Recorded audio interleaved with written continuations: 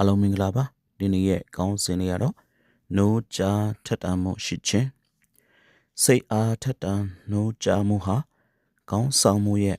အောင်မြင်မှုအတွက်အရေးအကြီးဆုံးသောအရာ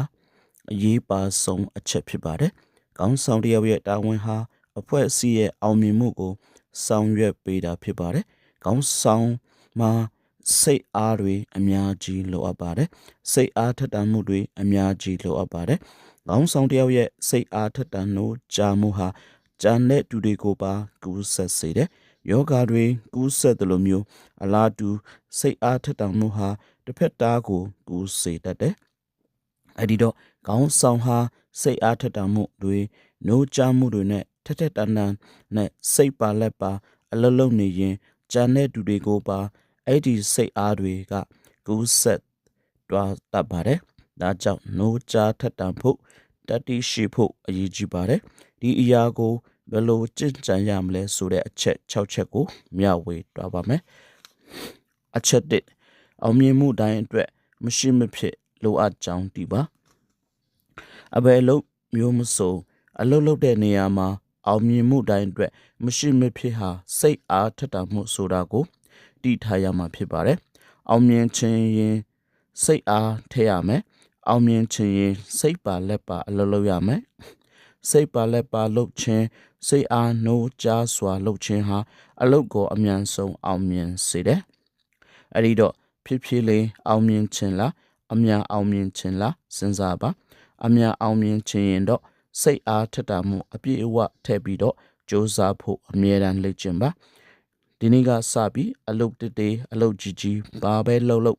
အလုပ်လုပ်တဲ့နေရာမှာစိတ်အားထက်တာမှုလေးထည့်ပြီးတော့အလုပ်ကြည့်ပါအချက်နှစ်အလုပ်ရဲ့သဘောတရားကိုသေချာနားလည်သိရှိထားပါကျွန်တော်တို့အလုပ်ရဲ့သဘောတရားကိုနားလည်သိရှိထားဖို့လိုအပ်ပါတယ်ကိုလုပ်တဲ့အလုပ်ရဲ့အနေအထားကိုလုပ်တဲ့အလုပ်ကိုသေချာသိချင်းဟာကိုစိတ်ပါစေတယ်စိတ်ပါလက်ပါဖြစ်စေတယ်ဘာလို့ရမှမသိရင်ကိုအလုပ်ကဘာလဲဆိုတာကိုတိတိကျကျမသိရင်စိတ်အားထက်တမ်းမှုကလည်းဖြစ်လာเสียအကြောင်းမရှိဘူးအဲ့ဒီအပြင်စိတ်အားတွေကျသွားနိုင်တယ်အဲ့ဒီတော့ငါလုပ်တဲ့အလုပ်ဟာဘာလဲဆိုတာသိထားရမယ်ဘယ်လောက်အကျိုးရှိလဲဆိုတာသိထားရမယ်ဒီအလုပ်ကိုလုပ်နိုင်ရင်ဘာဖြစ်မလဲဆိုတာသိထားရမယ်အဲ့ဒါကြောင့်လဲကိုလုပ်မဲ့အလုပ်ကိုတေချာသဘောပေါက်နားလည်အောင်လေ့လာပါသိအောင်လုပ်ပါအချက်3အောင်မြင်မှုကိုကြုံတွေ့ခံစားကြည့်ပါအောင်မြင်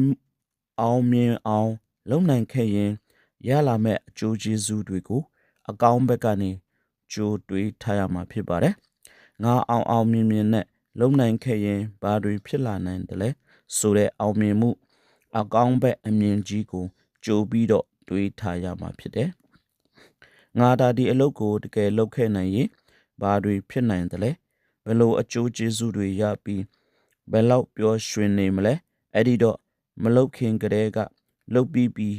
ဆိုတဲ့ပျော်ရွှင်မှုကိုကြိုးပြီးခံစားတဲ့အခါမှာစိတ်အားထက်တာမှုတွေတကယ်ဖြစ်ပေါ်လာမှာဖြစ်ပါတယ်ဒီအလုပ်တာအောင်မြင်တွားရင်တော့ငါဘာဖြစ်ပြီးဒီအလုပ်တာငါအောင်မြင်တွားရင်တော့ဘယ်လိုအကျိုးတွေရပြီးဆိုတာကိုအရင်ဆုံးမျက်စိအာယုံထဲမှာကြိုးတွေးပြီးတော့ခံစားတဲ့အခါမှာအဲ့ဒီအလုပ်ပေါ်မှာစိတ်အားထက်တမ်းမှုတွေတိုးလာမှာဖြစ်ပါတယ်အချက်၄စိတ်စောအဟုန်ကိုမြင့်တင်ပါအလုပ်အောင်မြင်အောင်လုပ်နိုင်ခဲ့ပြီဆိုရင်အဲ့ဒီအောင်မြင်မှုကိုအရင်တီးပြီးတော့နောက်အလုပ်တွေမှာစင်ကာထပ်ကာအောင်မြင်အောင်ကြိုးစားမယ်ဆိုတဲ့စိတ်စောအဟုန်ကိုတင်ထည့်ရမှာဖြစ်ပါတယ်ဒီအလုပ်တစ်ခုကိုတောင်ငါအောင်မြင်အောင်လုပ်နိုင်တာပဲနောက်တစ်ခုကိုလည်းငါအောင်မြင်အောင်လုပ်နိုင်မယ်အဲ့ဒီလိုပဲအောင်မြင်မှုတွေစင်ကဲနဲ့ထပ်ပြီးတော့လုပ်နိုင်ရင်အောင်မြင်မှုတွေဟာကူးဆက်ပြီးတော့ငါဟာအောင်မြင်သူတယောက်ဖြစ်မယ်ဆိုတဲ့အတွေးမျိုးကိုထည့်ပြီးတော့ဆောင်ရွက်ရမှာဖြစ်ပါတယ်ဒီလိုလေးကျင့်ရမှာဖြစ်ပါတယ်အချက်5အောင်မြင်မှုကိုပြန်ပွားကူးဆက်အောင်လုပ်ပေးပါတစုံတစ်ယောက်ရဲ့အောင်မြင်မှုကို တစ်ဖွဲ့လုံးစီပြန်ပွားအောင်ရောက်ရှိအောင်လုပ်ရမှာဖြစ်ပါတယ်လူတစ်ယောက်ရဲ့အောင်မြင်မှုဟာအဖွဲ့အစည်းရဲ့နဲ့လည်းဆိုင်တယ်ဒါကိုသိအောင်ပြသရမှာဖြစ်ပါတယ်တယောက်အောင်မြင်မှုဟာအများနဲ့တက်ဆိုင်တယ်အဖွဲ့နဲ့တက်ဆိုင်တယ်အဲ့ဒီတော့လူတစ်ယောက်အောင်မြင်ပြီးဆိုရင်အဖွဲ့အစည်းအောင်မြင်တယ်ဆိုတဲ့အတွေးမျိုးကိုပြောရမှာဖြစ်တယ်အဖွဲ့တစ်ဖွဲ့အောင်မြင်တယ်ဆိုရင်လည်းအခြားအဖွဲ့တွေကိုအဲ့ဒီအောင်မြင်မှုတွေကူးဆက်ပြီးတော့ခံစားစေပါသူတို့အောင်မြင်အောင်လုပ်နိုင်တယ်ကျန်တဲ့အဖွဲ့တွေလည်းအောင်မြင်အောင်လုပ်နိုင်ရမယ်ဆိုတဲ့ motivation တွေပေးခြင်းစိတ်ခွန်အားပေးခြင်းစသည်တို့ကိုလည်းပြောဆိုရမှာဖြစ်ပါတယ်ဒါမှအဖွဲ့အစည်းတစ်ခုလုံးဒီစိတ်အားထက်သန်မှုတွေဖြစ်လာမှာဖြစ်တယ်လူတစ်ယောက်အောင်မြင်လာပြီးဆိုရင်အဲ့ဒီအောင်မြင်မှုကိုတင်ကတာတကပြရမယ်သူတို့ကိုပါအဲ့ဒီလိုမျိုးအောင်မြင်ခြင်းနဲ့စိတ်ဖြစ်လာအောင်တင်လုပ်ပေးရမယ်ဒါဟာအောင်မြင်မှုရဲ့စိတ်အားထက်သန်မှုကိုကူးဆက်အောင်လုပ်ပေးခြင်းဖြစ်ပါတယ်အချက်6စိတ်ကိုလန်းဆန်းအောင်ထားပြီးအလုပ်တွေလုပ်ပါ